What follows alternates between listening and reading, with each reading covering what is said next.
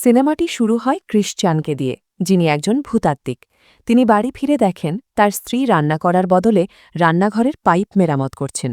এই বাড়িতে প্রায়ই কোনো না কোনো সমস্যা লেগেই থাকত। তাই ক্রিশ্চিয়ান সবাইকে সুখবর দেন যে তারা তাদের নতুন বাড়িতে চলে যাচ্ছেন, কারণ অন্য একটি শহরে তার পোস্টিং হয়েছে। এই খবর শুনে সবাই খুশি হয়। কিছুক্ষণ পর ক্রিশ্চিয়ান আবার তার অফিসে ফিরে আসেন। সেখান থেকে তাকে তার কিছু জিনিসপত্র প্যাক করতে হতো। আজ যেহেতু তার শেষ দিন ছিল, তাই তাকে তার সহকর্মীদের সাথে দুপুরের খাবারও খেতে হতো। সব কাজ শেষ করে তিনি যখন চলে যেতে যাবেন, তখনই হঠাৎ একটি অ্যালার্ম শুনতে পান। দ্রুত মনিটরে গিয়ে পরীক্ষা করে তিনি জানতে পারেন যে মাটির নিচের পানির স্তর হঠাৎ নিচে নেমে গেছে। কিন্তু এছাড়া সেখানে আর কোনো নড়াচড়া দেখা যায়নি। কোনো কারণ ছাড়াই ভূগর্ভস্থ পানি নিচে নেমে যাওয়ার কোনো মানে হয় না। তিনি চিন্তিত হয়ে পড়লে তার বস তাকে বলেন যে চিন্তার কিছু নেই, দেখো সব পাহাড় এখন ঠিক আছে, এখান থেকে কোনো ধরনের সেন্সেশন আসছে না, তাই সব নিয়ন্ত্রণে আছে। ক্রিশ্চিয়ান তার কথা মেনে চলে গেলেও বাড়ি থেকে ফেরি পর্যন্ত যাবার পথে তিনি কেবল এটাই ভেবে দুশ্চিন্তা করছিলেন যে ভূগর্ভস্থ পানি এতটা নিচে কিভাবে যেতে পারে। তারা যখন ফেরিতে ওঠার জন্য অপেক্ষা করছিলেন, তখন হঠাৎ ক্রিশ্চিয়ানের নজর একটি পাহাড়ের দিকে যায় এবং তার কিছু একটা মনে পড়ে। তিনি সেখান থেকে আবার ভূতাত্ত্বিক কেন্দ্রের দিকে ছুটে যান এবং তার পুরনো সহকর্মীদের সাথে কথা বলেন। তিনি তাদের জানান যে সমস্যাটি সেন্সরে নয়, বরং সেন্সর পর্যন্ত যাওয়া কেবেলগুলোতে হতে পারে। ক্রিশ্চিয়ান তাদের বুঝিয়ে বলেন যে ভূগর্ভস্থ পানি হঠাৎ করে গায়েব হতে পারে না, এটি বাতাস নয় যে উড়ে যাবে। ভূগর্ভস্থ পানি নতুন পথ তৈরি করে নতুন স্তর তৈরি করবে, যার ফলে ঘর্ষণ তৈরি হবে। যদি তাদের যোগাযোগ বিচ্ছিন্ন হয়ে থাকে এবং তারা কিছু শনাক্ত করতে না পারে, তবে তার পরিষ্কার অর্থ হল ঘর্ষণ কেবেলগুলোকে ভেঙে দিয়েছে। এখন ক্রিশ্চিয়ান এবং তার সহকর্মীরা যখন কেবেল পরীক্ষা করতে যান, তখন দেখা যায় সেগুলো সত্যিই ভেঙে গেছে। তারা দুজনেই কেন্দ্রে ফিরে আসেন এবং ক্রিশ্চিয়ান খুব রেগে যান, কারণ তারা পরিস্থিতি ঠিকমতো বিশ্লেষণ করতে পারছিলেন না। এই পরিস্থিতিতে তারা কেবল হলুদ সতর্কতা জারি করতে পারেন, অর্থাৎ সবাইকে হালকা বিপদে সতর্কতা দিতে পারেন। এতে শহরে আতঙ্ক না ছড়ালেও ক্রিশ্চিয়ানের মনে হচ্ছিল বিপদ অনেক বড়। যাই হোক, এই সময় তিনি তার বাচ্চাদের কাছে যান এবং দেখে ঘাবড়ে যান যে তারা ফেরির কাছে নেই। বাচ্চারা আসলে তাদের মায়ের কাছে হোটেলে চলে এসেছিল। ক্রিশ্চিয়ানের ছেলে তাকে বলে যে সে কাল তার মায়ের সাথে আসবে, তাই ক্রিশ্চিয়ান এখন তার মেয়েকে নিয়ে সেখান থেকে রওনা হন। অন্যদিকে ভূতাত্ত্বিক কেন্দ্রে জর্জ দেখেন যে সেন্সরগুলো অদ্ভুত তথ্য দেখাচ্ছে এবং পাথরে সংকোচন হচ্ছে।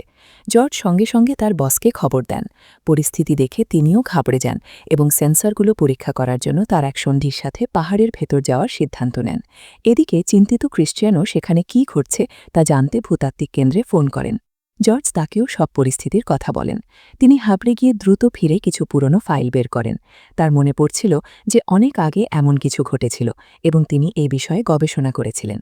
এই রেকর্ডগুলোর মাধ্যমে তিনি জানতে পারেন যে আসলে পাহাড়গুলো প্রসারিত হচ্ছে না, বরং তারা একে অপরের দিকে টানছেন এবং কাছাকাছি আসছেন। আর এটি ছিল সুনামি আসার লক্ষণ। সুনামি আসার আগে সমুদ্রের চারপাশের পাহাড় এবং জমি এভাবেই সংকুচিত হতে থাকে। তিনি আবার কেন্দ্রে ফোন করেন। তিনি চেয়েছিলেন তার বসকে এই সমস্ত তথ্যের কথা জানাতে, কিন্তু বস তখন পাহাড়ের ভেতর ছিলেন। যেমনই বস এবং তার সঙ্গী পাহাড় থেকে বের হওয়ার সিদ্ধান্ত নেন, অমনি সেখানে শক্তিশালী ভূমিকম্পের ঝটকা লাগে। পাহাড়গুলো কেঁপে ওঠে এবং তারা দুজনেই গুরুতর আহত হন। বসের সঙ্গীর পা পাহাড়ের পাথরের নিচে আটকে যায়। এই ভয়ঙ্কর সময় ভূতাত্ত্বিক কেন্দ্রের সাথে তাদের যোগাযোগও বিচ্ছিন্ন হয়ে যায়। তারা জানতে পারেন যে অনেক জায়গায় পানির স্তর নিচে নামতে শুরু করেছে, অর্থাৎ তারাও বুঝতে পারেন যে সুনামি আসতে চলেছে। ক্রিশ্চিয়ান তার সহকর্মীকে ফোন করে বলেন ভূতাত্ত্বিক কেন্দ্র থেকে দ্রুত অ্যালার্ম বাজাতে, রেড অ্যালার্ট দিতে এবং সবাইকে শহর থেকে বের করে দিতে। মার্গারেটও সুনামির অ্যালার্ম বাজিয়ে দেন। সবাই দ্রুত শহর থেকে বের হতে শুরু করে এবং শহরেই বিশৃঙ্খলা দেখা দেয়। এর কিছুক্ষণ পর তারা যখন তাদের সহকর্মীদের বাঁচাতে পাহাড়ের কাছে যান, তখন ভূমিকম্পের আরও কিছু ঝটকা লাগে। পাথর ভেঙে একটি পাথর বসের মাথায় লাগে এবং সেখানেই তার মৃত্যু হয়। এদিকে ক্রিশ্চিয়ান তার মেয়েকে নিয়ে রাস্তায় দাঁড়িয়েছিলেন। ট্রাফিক জ্যাম হয়ে গিয়েছিল এবং তিনি দ্রুত মানুষকে গাড়ি থেকে বের হয়ে উঁচু জায়গায় যাওয়ার জন্য বলছিলেন। এই সময় তিনি দেখেন তার প্রতিবেশী দুটি গাড়ির মাঝে আটকে গেছেন। তিনি তার মেয়েকে বলেন প্রতিবেশীদের সাথে এগিয়ে যেতে, তিনি তাকে বাঁচাতে যাচ্ছেন। অন্যদিকে আমাদের হোটেলের দৃশ্য দেখানো হয়, যেখানে ক্রিশ্চিয়ানের স্ত্রী ইডেন কাজ করতেন। তিনি দরজায় কড়া ঘিরে সব অতিথিদের সতর্ক করে দেন এবং তখনই লক্ষ্য করেন তার ছেলে কোথাও নেই। অন্যদিকে ক্রিশ্চিয়ান তার প্রতিবেশীকে বাঁচিয়ে নেন। তিনি তাকে সাহায্য করে উপরের দিকে নিয়ে যাওয়ার চেষ্টা করছিলেন, কিন্তু দেখেন যে সুনামি তাদের খুব কাছে চলে এসেছে। এই মুহূর্তে তিনি খুব বেশি কিছু করতে পারতেন না, তাই তিনি তার প্রতিবেশীকে নিয়ে একটি গাড়ির ভেতরে বসে পড়েন। ঠিক সেই সময় সুনামির পানি তাদের গাড়িতে আঘাত করে এবং তারা দুজনেই অজ্ঞান হয়ে যান। হোটেলে ইডেন তার ছেলেকে খুঁজে পান। তিনি তাকে এবং অতিথিদের নিয়ে দ্রুত বাইরে যান, কিন্তু দেখেন যে জরুরি বাস তাদের ফেলে চলে গেছে। সুনামিও ঠিক তাদের চোখের সামনে চলে এসেছিল। তারা দ্রুত হোটেলের ভেতরে এবং হোটেলের জরুরি বাংকারের ভেতর চলে যান, কিন্তু সেই অতিথি ভেতরে আসতে পারেন না এবং এর মধ্যেই পানি হোটেলের সব কাচ ভেঙে ভেতরে ঢুকে পড়ে। ইডেন এই বাংকারটি বন্ধ করে দেন, আর সেই অতিথি তখন পানিতে ভেসে যান। ইডেন তার ছেলের সাথে মিলে বাংকারের সব জানালা ও দরজা ভালো করে সিল করে দেন, আর এমনটা করতেই হঠাৎ বিদ্যুৎ চলে যায়। দৃশ্য বদলে এবার আমাদের ক্রিশ্চিয়ানকে দেখানো হয়, যিনি অজ্ঞান হয়ে গিয়েছিলেন। জ্ঞান ফেরার পর তিনি তার পাশে বসে থাকা প্রতিবেশীকে দেখেন, যিনি রক্তাক্ত অবস্থায় ছিলেন এবং মারা গিয়েছিলেন। এটি দেখে তিনি খুব আঘাত পান এবং বিষণ্ণ হয়ে পড়েন। কোনো মতে নিজেকে এই গাড়ি থেকে বের করে তিনি ধীরে ধীরে পাহাড়ের উপরে উঠে বেঁচে থাকা সবাইকে দেখেন এবং তাদের মধ্যে নিজের মেয়েকে খুঁজতে শুরু করেন। জুলিয়াকে দেখতে পেয়ে তিনি তাকে জড়িয়ে ধরেন এবং তার প্রতিবেশীর দিকে শান্ত চোখে তাকান, যেন তিনি বোঝাতে চাইছেন যে তিনি তার স্ত্রীকে বাঁচাতে পারেননি বলে দুঃখিত। এদিকে ভূতাত্ত্বিক কেন্দ্রে জর্জের কাছে সেই লোকটির ফোন আসে, যিনি বসের সাথে পাহাড়ে আটকে ছিলেন। তিনি জর্জকে জানান যে তাদের বসের মৃত্যু হয়েছে এবং এই খবরে সবাই শোকার্ত হয়ে পড়েন। এদিকে ক্রিশ্চিয়ান এখন তার স্ত্রী ও ছেলের জন্য চিন্তিত হয়ে পড়েন। পর্যটক বাসটি এখনও সেখানে পৌঁছায়নি, তাই তিনি নিজেই হোটেলে গিয়ে দেখার সিদ্ধান্ত নেন এবং তার মেয়েকে প্রতিবেশীর কাছে রেখে যান। হোটেলের বেসমেন্টে দৃশ্য দেখানো হয়। বেসমেন্টে পানি ঢুকে পড়ায় ইডেন এবং তার ছেলে দরজাটি ধরেছিলেন। ইডেন তার ছেলেকে বলেন সেখানে খেয়াল রাখতে। তিনি ভ্যান্টের মাধ্যমে বাইরে বের হওয়ার পথ খুঁজে আসার চেষ্টা করেন। তিনি যেমনই দরজা থেকে সরে যান, পানি আরও দ্রুত ভেতরে ঢুকতে শুরু করে এবং তার ছেলে তার উপর রেগে যায়। ইডেনও রাগ করেন যে এই কঠিন সময়ে তার ছেলে কি করতে চাইছে। সেখানে আরও একজন লোক ছিল। বের হওয়ার পথ না পেয়ে তিনিও আতঙ্কিত হয়ে পড়েন এবং ইডেনকে বলেন যে সাহায্য আসার অপেক্ষায় থাকলে তারা মারা পড়বেন। এই সময় আমরা দেখি ক্রিশ্চিয়ানও পানির স্রোতের সাথে হোটেলের দিকে এগিয়ে আসছেন। তিনি যখন একটু শুকনো জায়গায় পৌঁছান, তখন পর্যটক বাসটিও দেখতে পান। বাসের ভেতরে তিনি তার এক সহকর্মীর মৃতদেহ দেখেন। এটি দেখে তিনি দুঃখ পান, কিন্তু পরক্ষণেই তার মনে পড়ে ইডেন এবং তার ছেলে এই বাসের ভেতর নেই, যার মানে তাদের বেঁচে থাকার সম্ভাবনা বেড়ে গেছে। তিনি আবার হোটেলের দিকে এগিয়ে যান। হোটেলে দেখা যায় যে সেই ঘরে খুব দ্রুত পানি ঢুকছে। তাদের পুরো শরীর পানিতে ডুবে গেছে এবং নিঃশ্বাস নেবার জন্য খুব সামান্য জায়গা বাকি ছিল। এই সময়ে অন্য লোকটি খুব আতঙ্কিত হয়ে পড়েন।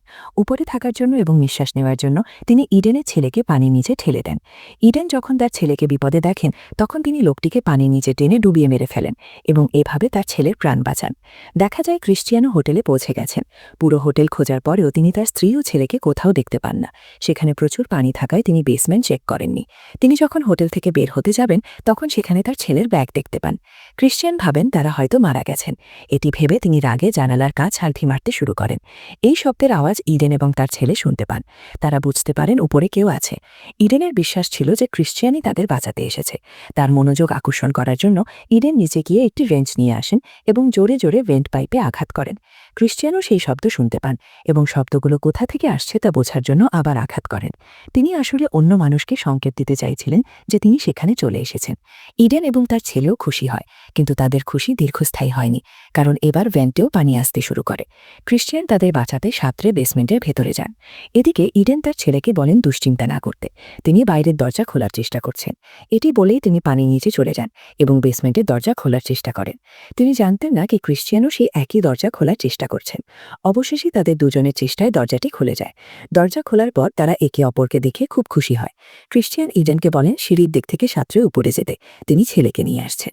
ক্রিশ্চিয়ানকে দেখে তার ছেলে এমন খুশি হয় যেন সে সবকিছু ফিরে পেয়েছে। ক্রিশ্চিয়ান তাকে বলেন বাইরে যেতে, কিন্তু সে খুব ভয় পেয়েছিল এবং পানির ভেতরে যেতে চাচ্ছিল না। ক্রিশ্চিয়ান তাকে বোঝান যে সেখানে থাকলে তারা মারা পড়বেন, তাই তাদের এই ঝুঁকি নিতেই হবে। তারা অনেকক্ষণ সাঁতরাতে থাকেন, কিন্তু ইডেনের ছেলে শ্বাস বন্ধ হয়ে আসছিল। তাকে বাঁচাতে ক্রিশ্চিয়ান তাকে নিজের মুখ দিয়ে অক্সিজেন দেওয়ার চেষ্টা করেন। এরপর তারা আবার সাঁতরাতে থাকেন। ইডেন তার ছেলেকে দেখতে পেয়ে দ্রুত উপরে টেনে নেন, কিন্তু তিনি বুঝতে পারেন ক্রিশ্চিয়ান কোথাও নেই। আসলে ছেলেকে অক্সিজেন দেওয়ার পর তার নিজেরই শ্বাস বন্ধ হয়ে এসেছিল। ইডেন এবার ক্রিশ্চিয়ানকে বাঁচাতে নিজের জীবনের ঝুঁকি নেন এবং পানির নিচে গিয়ে ক্রিশ্চিয়ানকে টেনে বের করে আনেন। কিন্তু ক্রিশ্চিয়ান তখন অচেতন ছিলেন। তারা ভয় পান যে ক্রিশ্চিয়ান মারা গেছেন কিনা, তাই তারা জোরে জোরে তার বুকে চাপ দিতে থাকেন যাতে মুখ দিয়ে পানি বের হয়ে আসে এবং তাকে সিপিআর দিতে থাকেন। কয়েকবার চেষ্টার পরেও ক্রিশ্চিয়ানের চোখ না খোলায় তারা আশা ছেড়ে দেন। ক্রিশ্চিয়ানের ছেলে এটি সহ্য করতে পারছিল না যে তার বাবার প্রাণ তার কারণে চলে গেছে। সে ডেকে চিৎকার করে ওঠে এবং আরও একবার জোরে জোরে তার বাবার বুকে চাপ দিতে থাকে। সে আবার সিপিআর দেয় এবং শেষ পর্যন্ত ক্রিশ্চিয়ান চোখ খোলেন। এটি তাদের জন্য খুব আবেগঘন একটি মুহূর্ত ছিল। তারা তিনজন একে অপরকে জড়িয়ে ধরেন। এরপর তারা পাহাড়ের উপরে চলে যান, যেখানে অন্য জীবিতরা ছিলেন। জুলিয়া পাহাড়ে বসে তাদের জন্য অপেক্ষা করছিল এবং খুব চিন্তিত ছিল। যখন সে হেলিকপ্টারের শব্দ শোনে তখন সে আরও বেশি বিষণ্ণ হয়ে পড়ে, কারণ তার মনে হচ্ছিল তার পরিবার আর আসবে না। সে হেলিকপ্টারে যেতেও রাজি ছিল না। তখনই সে দূর থেকে তার মা, বাবা এবং ভাইকে আসতে দেখে। তাদের দেখতে পেয়ে যেন তার ধরে প্রাণ ফিরে আসে। সে দৌড়ে তার বাবার কাছে যায় এবং ক্রিশ্চিয়ান তাকে কোলে তুলে নেন। পুরো পরিবার খুব খুশি ছিল, কারণ এত বড় বিপদের পরেও তারা একে অপরকে ফিরে পেয়েছে। এটি ছিল তাদের জন্য একে অপরের সাথে একটি নতুন জীবন পাওয়ার মতো। তাদেরও উদ্ধার করা হয় এবং এভাবেই সিনেমাটি শেষ হয়।